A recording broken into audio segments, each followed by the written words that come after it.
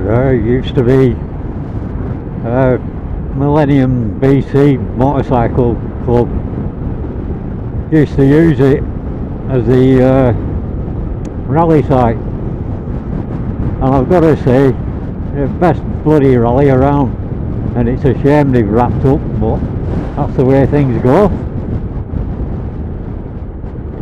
Anyway, why am I making this video? Oh, look at that English electric lightning and Canberra. Anyway, the reason I'm making this video is because some places you walk in and they tell you to take your helmet off. So I'm highlighting the bigotry and the prejudice, and I'm sick of it. Right? When I was growing up, I lived in South Africa for about a year. First we were in Johannesburg, and then within Joburg we were in Hillbrow. Then we moved out to Florida, which is a suburb of Johannesburg. Then we moved to a town called Vereeniging, and we lived there for about a year.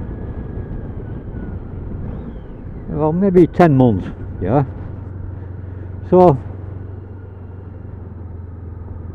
you want to know what prejudice is, what racism is, and what apartheid was? Just live in Vereeniging when I was there. There were signs everywhere. This was across South Africa. You know, you go on the park, there'd be park benches there and they'd have signs on it. Whites only, or blacks only. That's how bad the segregation was. You know, with this talk, I'll post a few of the signs so you know what I'm talking about.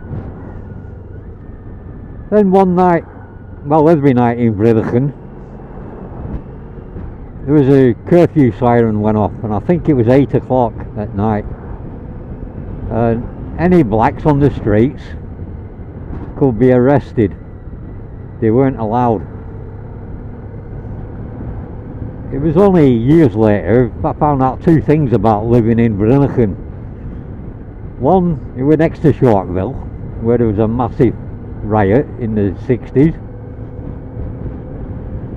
And two, it's where the Boers signed the surrender of the Boer War.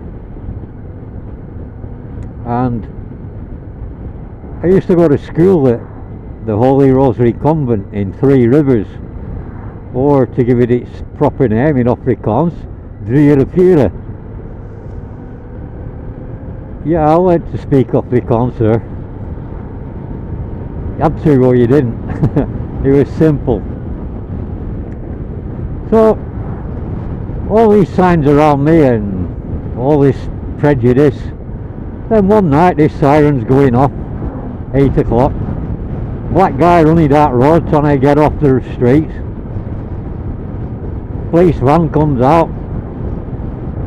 Black policemen on the back of it. They just fucking put a round through the guy's head, dead. That was it. I found out later on, and I don't know if it's true or not, that he was from one tribe and the police were from another tribe. And the Afrikaners exploited that. So whether that's true or not, I've no idea. I mean, I had respect for every fucker. You know, some of my friends were black, and some of my white friends didn't like that. But there you go. One of my friends at school, Jamie, he lived across the Val River in the Orange Free State in Sasolburg, but he stayed at his grandma's in Vereeniging. Now his grandma was a Boer. And she used to tell me stories of when she was a child in the British concentration camps, and how many of her family died from cholera and other diseases and starvation. Then kind of like moved up to Rhodesia again. A lot of people think Rhodesia was racist. No, it wasn't. There was racists within Rhodesia, but there was no sign saying blacks only or anything. And occasionally you'd get a black family who would come to the swimming pool. And it was funny watching the racists get out. But, you know, nobody gave a damn. Well, some did, like, but most of it didn't. And the Rhodesian army at one stage was 80% black. So a Rhodesian was both black and white. Okay, get your heads around that. Then I came to this country, 1973. The prejudice was rife. And I'm not just meaning black and white, you know, like, it was like coming out of race riots and stuff, but there was still stuff on TV what could be deemed racist. I just found it all funny. You know, if you can't take the piss out of yourself or someone, then there's something fucking wrong, isn't there? You know, have the banter, have the crack, as the Irish would say. But nah, too many anal retentive fucking Nephiles in this country. So, to prove this point, I've been going in garages and been going in shops wearing a helmet. And as you'll see, one shop had a sign on it, no helmets. But I only saw that after I came out. Now, what is it with this no helmet shit? Because a few years ago, when it was COVID, it was, where's your mask? I didn't say anything, I just got my phone out and had a picture on my phone of a Jewish Star of David from World War II, and in the middle of it I had exempt. I didn't conform. They said it was mandatory. In Black's Law Dictionary, mandatory means by consent, and I didn't consent. I didn't believe in the bullshit. And now the Epstein files prove it was a pandemic. They were planning it. And millions fell for it. So, in all of that, it's where's your mask, where's your mask? And I got fucking sick of it. And then one guy went, where's your mask? I showed him that, and then he went, well, we're a lanyard. Which brings me back to growing up in South Africa and Rhodesia. One animal had a tag around its neck, and it was a dog license. And it was a little metal disc printed out, and if your dog didn't have that license, the dog warden could take it away and destroy it. So, going back to the lanyard, no, I'm not a fucking dog. I've got fingerprints, I've got a face, I've got DNA. You can fuck off with that ID. And no, I'd refuse to take my helmet off, which happened in Leyland about 12 years ago. Went in a garage, went in to pay, and she said, take your helmet off. I went, no. She said, then I'm not serving you. And I went, well, fuck off then. And I walked out and went home. And the next day the police come knocking. You left the garage without paying. And I said, I offered to pay. I've got it on video. And I've also, it'll be on the garage's CCTV that I offered to pay.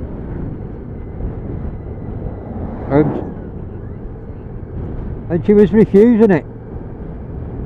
So because she refused it, in law, no problem, don't have to pay.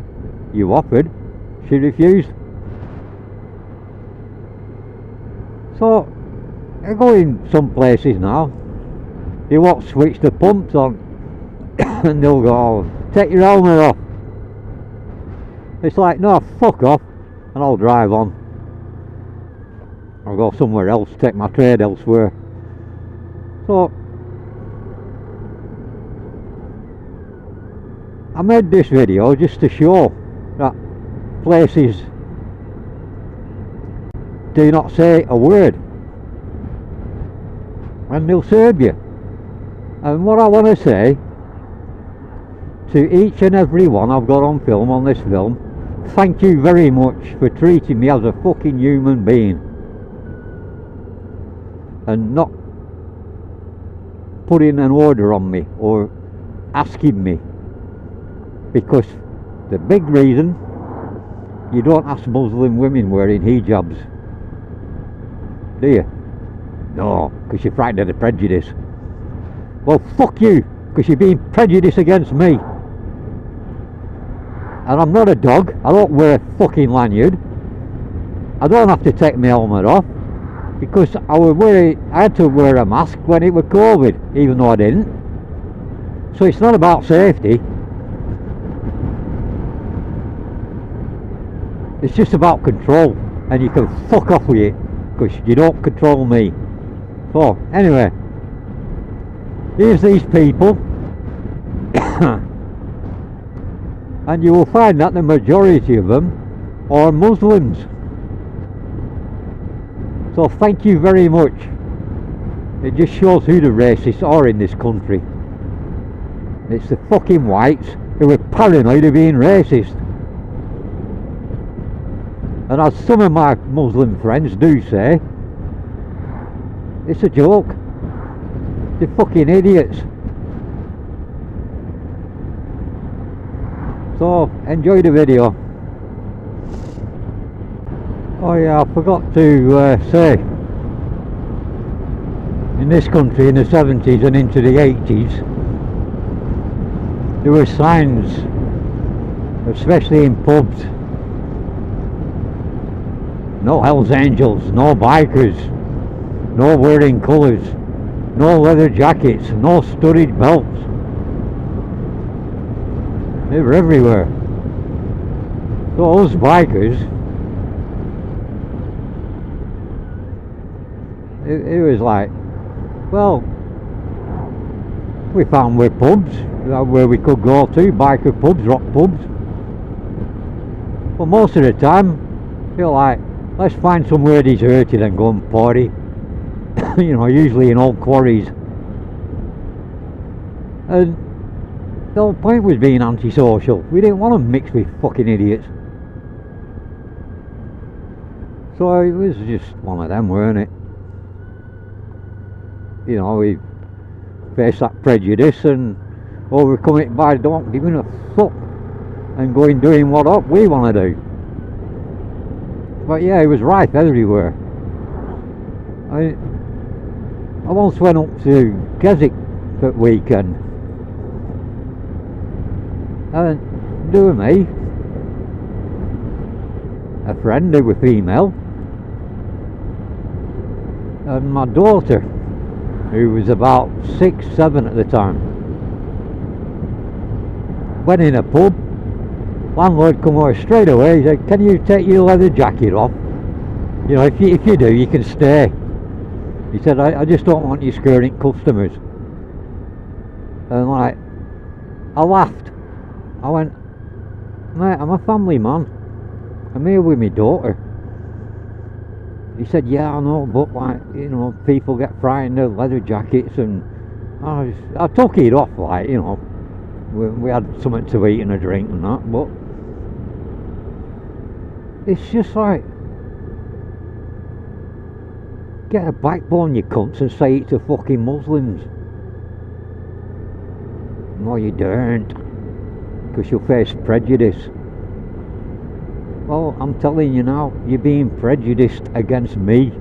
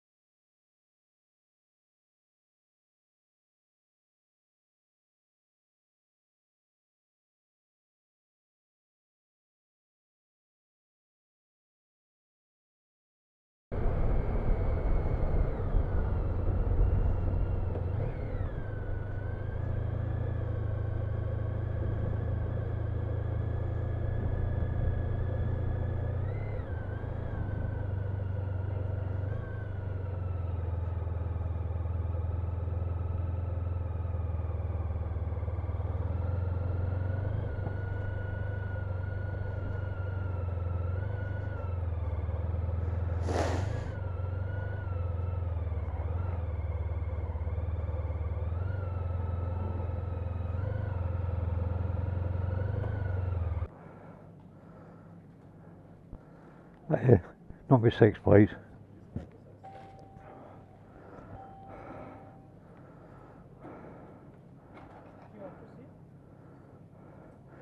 No, thanks. Thank you.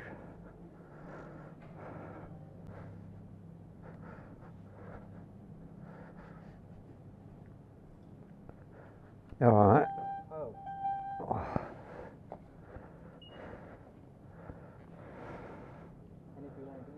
No.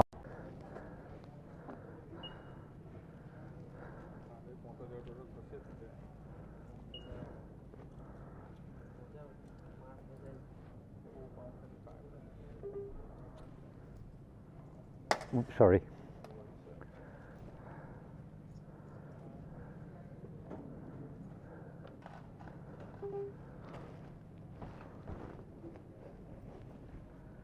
Right, thanks mate.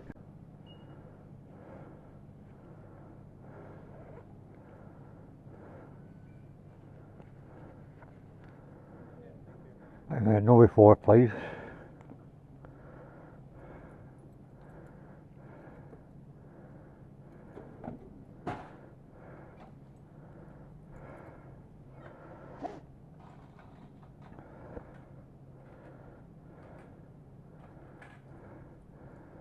Right,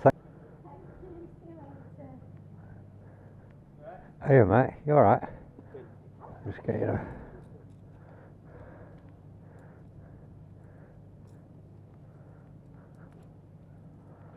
There you go. Alright, thanks a lot.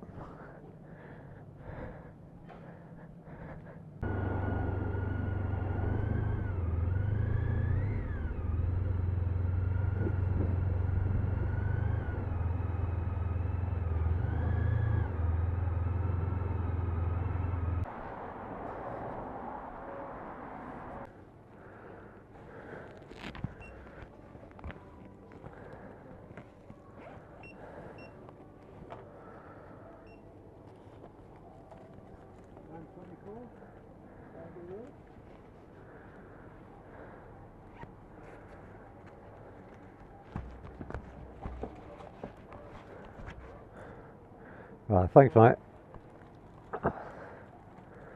Thanks a lot.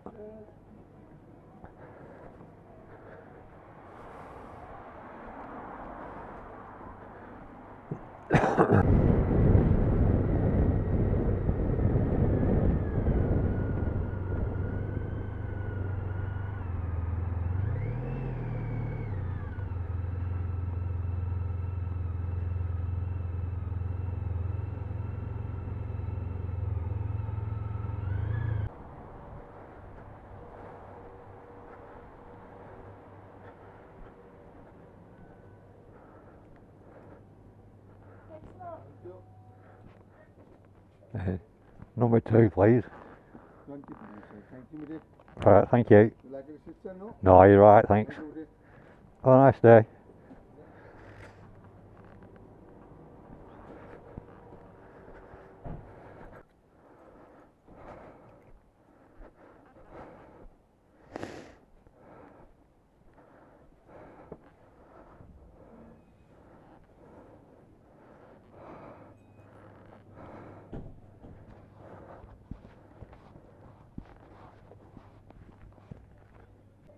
Have that, please.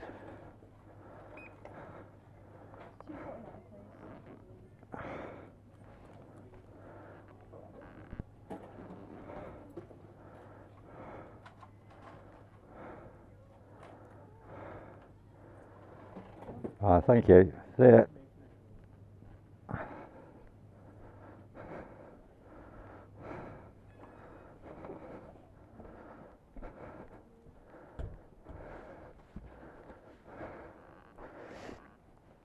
That's a lot then. No helmets.